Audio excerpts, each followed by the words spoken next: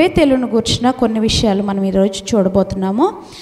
ఆదికాండము 35వ అధ్యాయంలో నుంచి మొదటి 12 వచనాలు చదువుకుంటే అక్కడ యాకోబును దేవుడు ఎట్టి రీతిగా ఆశీర్వదించాడు, ఎందుకు బేతేలు అన్న విషయం మనకు అవసరం అన్నది ఈరోజు మనం చూడబోతున్నాము.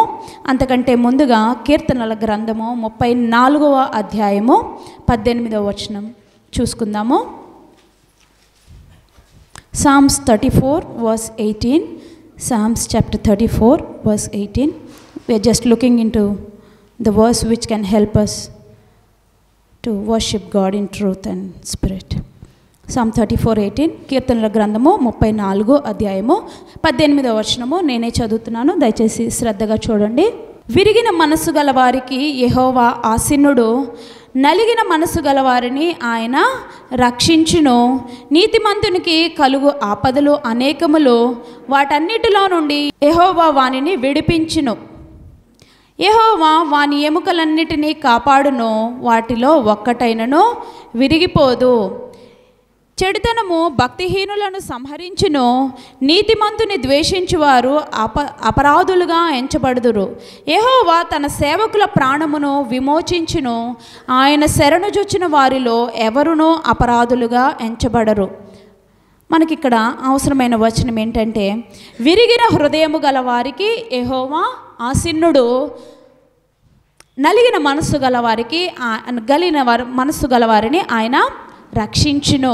మరి ఈ దినము గడిచిన సంవత్సరం అంతా కూడా ప్రభు కృపలో, ఆయన ప్రణాళికలో, ఆయన ఆలోచనలో నిన్ను నన్ను పెట్టుకొని ఆయన సంవత్సర కాలం కాపాడి నూతన సంవత్సరంలోనికి మొదటి వారంలోనికి ప్రభు మనల్ని నడిపించాడు. మరి ఈ సంవత్సర కాలము కూడా మనం ప్రభుని ఎట్టి రీతిగా ఆరాధించాలి? విరిగిన హృదయము గలవారికి ఆయన ఏంటంట, చాలా దగ్గరగా ఉంటాడంట. నలిగిన మనస్సు గల వారికి ఆయన ఆసీనుడు, ఆయన సమీపముగా ఉండే దేవుడు. ఆయన నీతో నాతో మాట్లాడుచు తన శాశ్వతమైన ప్రేమతో నిన్ను నన్ను ప్రేమించుచున్న దేవుడు. ఆయన నీ వైపు నా వైపు ఆయన కనుదృష్టి ఉంచి నిన్ను నన్ను కాపాడిన దేవుడు. మరి ఇట్టి దేవునికి మనం ఏం చేయాలి? యాకోబు భక్తుడు ఏం చేశాడో అది ఈ దినం మనం కూడా చేయగలగాలి. యాకోబు భక్తుడు ఏం చేశాడో పరిశుద్ధ గ్రంథంలో ఆదికాండము 35వ అధ్యాయంలో మనం చూసినప్పుడు మనకు అది కనబడుతుంది. ఆదికాండం జెనసిస్ చాప్టర్ 35 verses 1 through 12. ఆదికాండము 35వ అధ్యాయము మొదటి 12 వచనాలు నేనే చదువుతున్నాను, దయచేసి శ్రద్ధగా చూడండి. దేవుడు యాకోబుతో, నీవు లేచి బేతేలునకు వెళ్ళి అక్కడ నివసించి నీ సహోదరుడైన ఏసావు ఎదుట నుండి నీవు పారిపోయినప్పుడు నీకు కనబడిన దేవునికి అక్కడ బలిపీఠము కట్టుము. యాకోబు తన ఇంటి వారితోనూ తన యొద్దనున్న వారందరితోనూ మీ యొద్దనున్న అన్య దేవతలను పారవేసి మిమ్మను శుచిపరచుకొని మీ వస్త్రములను మార్చుకొనడి. మనము లేచి బేతేలునకు వెళ్ళుదము. నా శ్రమ దినమున నాకు ఉత్తరమిచ్చి నేను వెళ్ళిన మార్గమున నాకు తోడయుండిన దేవునికి బలిపీఠమును అక్కడ కట్టేదనని చెప్పెను. ఏం చెప్తున్నాడు అక్కడ? ఏం చెప్తున్నాడు? మంచి మాటలు కదా. నా శ్రమ దినమున నాకు ఉత్తరం ఇచ్చిన దేవునికి. ఇంకేమంటున్నాడు? నేను వెళ్ళిన మార్గమున నాకు తోడై ఉన్న దేవునికి కదా. ఎంత మంచి మాటలు కదా. గడిచిన సంవత్సరంలో ఎవరికి శ్రమలు లేకుండా మనం చేసుకున్న ప్రార్థనలు దేవుడు ఆలకించకుండా అంగీకరించకుండా ఉన్నాడని చెప్పగలిగిన వాళ్ళు ఎవరైనా ఉన్నారా? ఎవరైనా ఉన్నారండి? మన శ్రమ దినములలో మనల్ని కాపాడిన వాడెవరు? ఆయనే. యాకోబు కూడా అదే సాక్ష్యం చెప్తున్నాడు దేవుని గురించి. నా శ్రమ దినమున నాకు ఉత్తరం ఇచ్చిన దేవుడు, నేను వెళ్ళిన ప్రతి మార్గములో నాకు తోడై ఉన్న దేవునికి నేను బలిపీఠము కట్టేదనని తనొక్కడే వెళ్ళట్లా. తనతో పాటు ఎవరిని? తన ఇంటి వారందరినీ, తన కుటుంబం అంతటిని ఆయన తీసుకొని వెళ్ళడానికి చెప్తున్నాడు అనమాట. చూడండి, వారు తమ యొద్దనున్న అన్య దేవతలన్నిటినీ తమ చెవులనున్న పోగులను యాకోబునకు అప్పగింపగా యాకోబు షెకెము దగ్గరనున్న మస్తకి వృక్షము కింద వాటిని దాచిపెట్టెను. వారు ప్రయాణమై పోయినప్పుడు దేవుని భయము వారి చుట్టూనున్న పట్టణముల మీద నుండెను గనుక వారు యాకోబు కుమారులను తరుమలేదు. యాకోబు అతనితోనున్న జనులందరూ కనానులో లూజుకు అనగా బేతేలునకు వచ్చిరి. అతడు తన సహోదరుని ఎదుట నుండి పారిపోయినప్పుడు దేవుడు అక్కడ అతనికి ప్రత్యక్షమాయను గనుక అక్కడ బలిపీఠమును కట్టి ఆ చోటికి ఎల్ బేతేల్ అని పేరు పెట్టిరి. రిబ్కా దాది అయిన దెబోరా చనిపోయి బేతేలునకు దిగువనున్న సింధూర వృక్షము కింద పాతిపెట్టబడెను.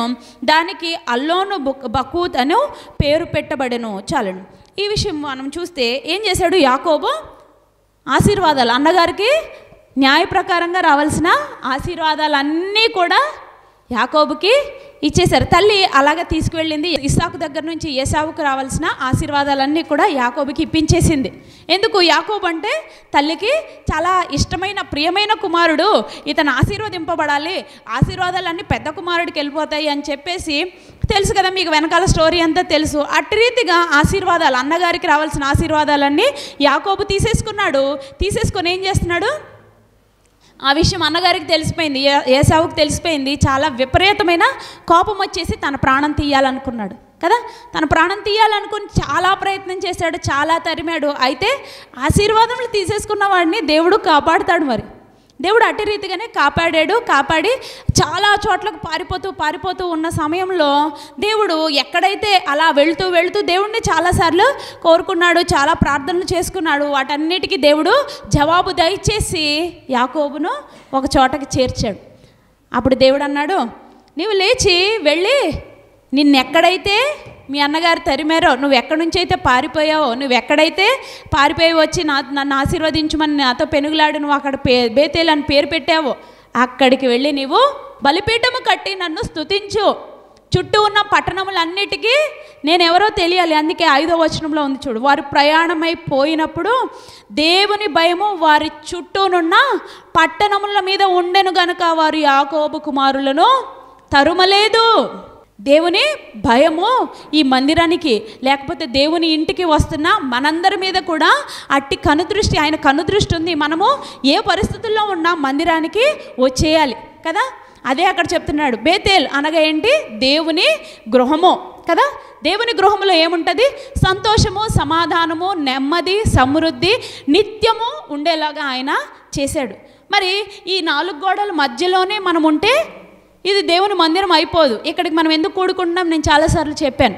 నీ తోటి విశ్వాసులతో సహవాసము చేయటానికి, రొట్టె విరుచుట యందును, ప్రార్థన చేయుట యందును, సహవాసముగా కూడుకొనుట యందును ఎడతెగక ఉండాలి. సహోదర ప్రేమ కలిగి ఉండాలి. భక్తులు చెప్పే వాక్యములు టీవీలో నుంచి వచ్చేవి కూడా వినొచ్చు. కాకపోతే సంఘ కాపరి కింద మనము మేపబడడం చాలా ప్రాముఖ్యము గనుక మనము మానక రావాలి. హెబ్రీలకు రాసిన పత్రికలో అదే ఉంది. ఏంటి? సమాజముగా కూడుకొనుట మానవద్దు అని చూడండి. హెబ్రీలకు రాసిన పత్రిక 10వ అధ్యాయము 24-25 వచనాలు నేనే చదువుతున్నాను చూడండి. కొందరు మానుకొనుచున్నట్టుగా సమాజముగా కూడుట మానవద్దు.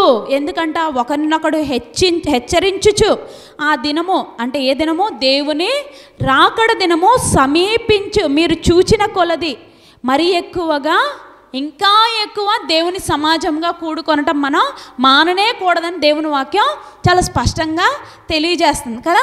మరి ఏమన్నా చూడండి, ప్రేమ చూపుటకును సత్కార్యములు చేయుటకును ఒకరినొకడు పురికొల్పవలనని ఆలోచింతము.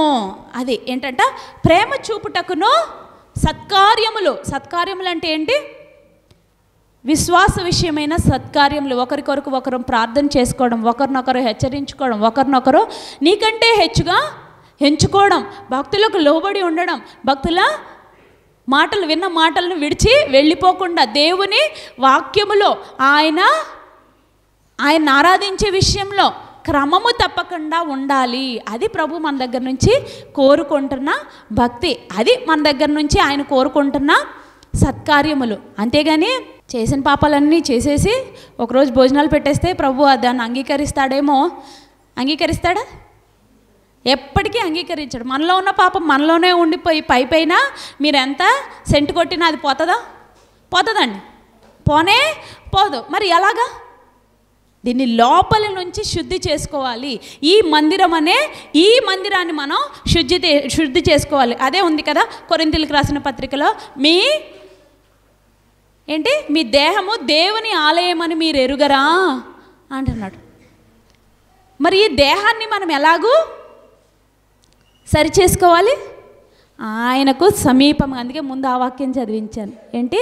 విరిగిన హృదయము కలిగిన వారమై, నలిగిన మనస్సు గలవారమై ఉన్నప్పుడు ఆయన మనలో నివసిస్తాడు. మన హృదయములకు, మన మనస్సాక్షికి తప్పుగా తోచకుండా మనము దేవుని ఎదుట నిందారహితులముగా ఉంటాము. అదే ఆయన మన దగ్గర నుంచి కోరుకుంటున్నాడు. ఈ లోపల ఉన్న ఈ మందిరాన్ని మనం ఎప్పటికప్పుడు యథార్థతతోనూ, ప్రేమతోనూ, ఐక్యతతోనూ మనము నింపుకోవాలి. అవునండి. ఈ మందిరాన్ని మనం పరిశుద్ధపరచుకున్నప్పుడు ఆటోమేటిక్గా ఈ మందిరానికి కూడా అటువంటి క్షేమం దేవుడు ఇస్తాడు. మరి యాకోబు కూడా అదే చేశాడు. ఏం చేశాడు? ఆ మందిరం, దేవుని మందిరం అనే అర్థం వచ్చే ఒక స్థలానికి దేవుని మందిరం అనే అర్థం వచ్చే పేరు పెట్టాడు. ఆ చోటుకి వెళ్తుంటేనే ఆ చుట్టూ ఉన్న పట్టణాలన్నీ కూడా అసలు దేవుని భయముతో కమ్ముకొనిన వారే. అసలు యాకోబు ఇంటి వారిని కనీసం ఏమి అనడానికి కూడా వారు భయపడ్డారంట. వారిని తరుమలేదు అని ఉంది. దేవుని భయము వారి చుట్టూనున్న పట్టణముల మీద ఉండెను గనుక. అది మనము కూడా ఇట్టి యథార్థమైన భక్తి చేసినప్పుడు, ఇట్టి నమ్మకమైన భక్తి మనం చేయగలిగినప్పుడు దేవుని కృప మన మీద కూడా మెండుగా ఆయన దయచేసే దేవుడు కదండి.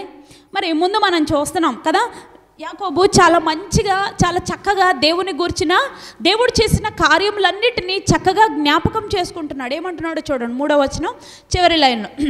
యాకోబు తన ఇంటి వారితోనూ తన యొద్దనున్న వారందరితోనూ ఏమంటున్నాడు తెలుసా? మీ యొద్దనున్న అన్య దేవతలను పారవేసి మీరు శుచిపరచుకొని, అంటే మిమ్మల్ని మీరు పరిశుద్ధపరచుకొని, ఆ మందిరానికి ఆదివారాలు వస్తున్నామంటే ఉన్నామా లేచామా వచ్చేయడం కాదు, సిద్ధపాటు కలిగిన హృదయాలతో రావాలి. మిమ్మల్ని మీరు శుచిపరచుకొని, అంటే పరిశుభ్రపరచుకొని, గడిచిన వారంలో నేను చేసిన పాపములను దయతో క్షమించి ప్రభువా, నిష్కపటమైన హృదయంతో ఈ దినం నేను ఈ సన్నిధానంలో నిన్ను ఆరాధించుకునే కృపను నాకు దయచేయి ప్రభువా అని మనం ఏం చేయాలి? మనల్ని మనము ఆత్మీయంగా శుద్ధి చేసుకొని సిద్ధపాటు కలిగిన హృదయాలతో మందిరంలోనికి వచ్చి ఏం చేయాలో చూడ, మీ వస్త్రములను మార్చుకొనిడి, తర్వాత మనము లేచి బేతేలునకు వెళ్ళుదము, ఎందుకంట నా శ్రమ దినమున నాకు ఉత్తరమిచ్చి. ఏంటి? మనకు కలిగిన శ్రమలన్నిటిలో నుంచి మనల్ని విడిపించే దేవుడు ఎవరండి? ఎవ్వరూ కూడా మనల్ని విడిపించలేరు. సర్వశక్తుడైన దేవుడు తప్ప నిన్ను నన్ను విడిపింపగల శక్తి గల దేవుడు మరి ఎవ్వరునూ లేరు కదండి. అది మనం జ్ఞాపకం చేసుకోవాలి. యాకోబును చూసి ఈ దినం చూడండి, నా శ్రమ దినమున నాకు ఉత్తరం ఇచ్చి, సంవత్సర కాలం గడిచిన సంవత్సరం అంతయు ఏంటి నేను నడిచి వెళ్ళిన మార్గమున నాకు తోడయుండిన దేవునికి నేను బలిపీఠము కట్టెదనని చెప్పెను. ఏమంటున్నాడంటే బలిపీఠం కడతానంటున్నాడు. మరి ఈ దినము దేవుడు నన్ను అదే అడుగుతున్నాడు. సంవత్సర కాలం కాపాడిన దేవునికి నేను ఇవ్వగలిగిన బలిపీఠం ఏంటండి? విరిగి నలిగిన హృదయముతో ఆయనకి ఇష్టమైన ఆరాధన చేయటమే ఆయన మన దగ్గర నుంచి కోరుకుంటున్నాడు. అంతకంటే నీవు నేను ఆయనకి ఇవ్వగలిగిన విషయం ఏది కూడా లేదు. ఒకసారి కీర్తనలు 51వ అధ్యాయము 17వ వచనం చూసి మనము దేవునికి ఇవ్వగలిగిన బలి ఏంటి? అక్కడ యాకోబు ఏమిస్తున్నాడు? బలిపీఠము కట్టి అక్కడ బలి ఇవ్వడానికి కుటుంబము ఇంటి వారిని అందరినీ తీసుకొని వెళ్తున్నాడు. అయితే దావీదు భక్తుడు ఇక్కడ ఏం రాస్తున్నాడో చూడండి, చక్కని మాట. దేవా 17వ వచనం, 51వ అధ్యాయము 17వ వచనం చూడండి. విరిగిన మనస్సే దేవునికి ఇష్టమైన బలులు, దేవా విరిగి నలిగిన హృదయమును నీవు అలక్ష్యము చేయవు అదంట. ఏంటి దేవునికి ఇష్టమైన బలేంటి? విరిగిన నలిగిన మనస్సే ఆయనకు ఇష్టమైన బలి. మరి ఇట్టి బలి ఈ దినం మనం ఇవ్వడానికి సిద్ధంగా ఉన్నామా? మనం ఆరాధన చేయగలగాలి. ప్రభువా నా శ్రమ దినమున నాకు ఉత్తరం ఇచ్చిన దేవుడవు, అందును బట్టి నీకు స్తుతులు చెల్లిస్తున్నాను అని ప్రభువుని మనం ఆరాధన చేసుకుందాం. ఇంకేంటి? నా గడిచిన సంవత్సరం అంతయు నేను ఎక్కడికి వెళ్తే అక్కడ నేను వెళ్ళిన ప్రతి మార్గమున నాకు తోడై ఉన్న దేవా, నన్ను కాపాడిన దేవా, నీ వాక్యములతో నన్ను బలపరిచిన దేవా, నీవు నన్ను నీ నిత్యమైన ప్రేమతో, నీ శాశ్వతమైన ప్రేమతో నన్ను ప్రేమించిన దేవా, నీకు స్తుతులు చెల్లిస్తున్నానని ప్రభువుని మనం ఏం చేయాలి? మన విరిగిన కలిగిన హృదయంతో ప్రభును స్తుతించుకుందాం.